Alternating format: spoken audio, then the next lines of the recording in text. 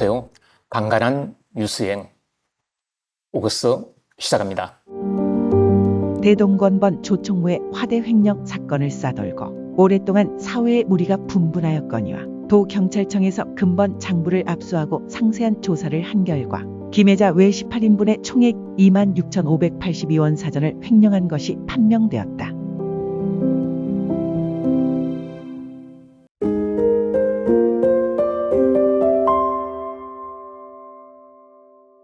해방 이듬해 봄부터 시내에는 예전에 없던 소문이 쫙 퍼졌습니다.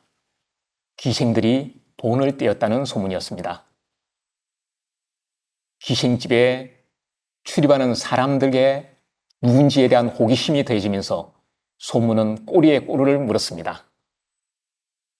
시간이 지나도 소문이 진정될 기미를 보지 않자 경찰이 마지못해 조사에 나섰습니다. 소문의 진원지였던 대동근본의 장부를 조사해보니 기생 18명의 돈 26,000원이 감쪽같이 사라진 상태였습니다. 기생들에게는 청천벽력 같은 소식이었습니다. 그 돈은 기생들에게 생활비이자 생계비이자 미래에 대한 투자액이었습니다. 그 당시 쌀 한 마리 900원에서 1,000원, 지금 같은 여름에 즐겨 먹는 수박 하나가 70원 정도 할 때였습니다. 그에 비하면 26,000원은 더없이 큰 돈이었습니다.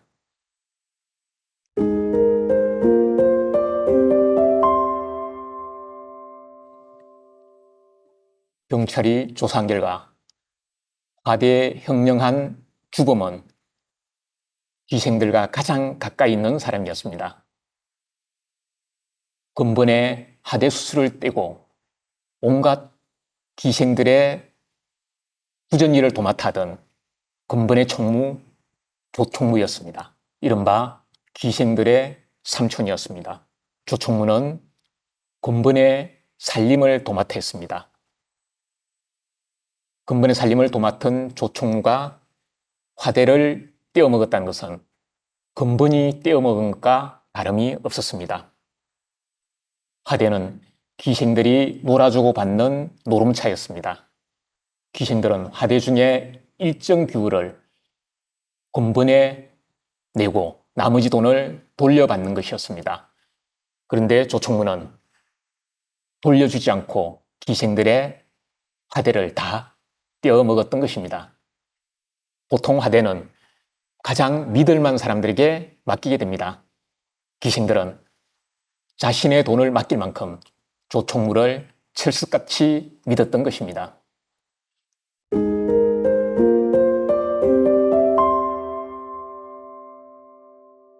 화대 혁명을 저지른 대동근본은 해방 후에 생긴 근본입니다.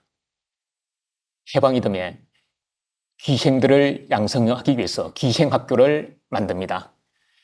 말하자면 기생을 양성하는 학원을 오픈한 것입니다. 해방 이후에 특수를 노렸던 것일까요? 대동근본은 기생학교를 만들고 난 이후에 300명의 애기를 양성하겠다는 야심찬 목표를 세웁니다. 그렇지만 애기 300명을 만든다는 게 그렇게 쉬운 일이 아니었습니다. 무엇보다 기생들을 가르칠 만한 선생님들을 구하기가 쉽지 않았습니다. 대동근본은 수소문 끝에 박기홍이라는 분 등 기생들을 잘 가르칠 수 있는 선생님들을 초빙하게 되었습니다. 지금식으로 말하면 일타 강사를 구하게 된 것입니다. 그 대동근본이 출범할 당시 재정을 도맡은 사람이 조병규라는 사람이었습니다. 그 사람이 바로 기생화대 혁명의 주범이라고 지목됐던 조총무 그 사람입니다.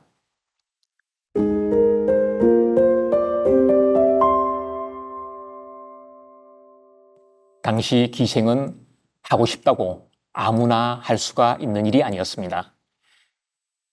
기생 양성소를 수련하고 자격을 부여받은 뒤에 테스트를 거쳐야만 했습니다. 자격시험을 치러야 된다는 이야기였습니다. 지금의 학원과 같은 기생양성소를 거친 뒤 자격시험을 치렀습니다. 노래나 춤 등의 예능을 제대로 익혔는지를 테스트해 합격과 불합격을 판정했습니다. 불합격하면 유급되는 경우도 적지 않았습니다. 시험 과목도 만만치 않았습니다. 시조와 성악, 품성 테스트도 있었습니다. 또 건주가 테스트를 하는 경우도 있었습니다. 건주가 술을 권하는 노래라는 말인가요? 내상을 올려야 하는 건번 입장에서는 건주가를 통해 현장 실습 테스트를 했음직합니다. 이처럼 기생이 되는 데는 많은 품이 들었습니다. 이런 노력 끝에 기생이 되어 한 푼 두 푼 돈을 모았는데 그 돈을 다 떼고 나니 참으로 억울함이 더했을 수밖에 없었습니다.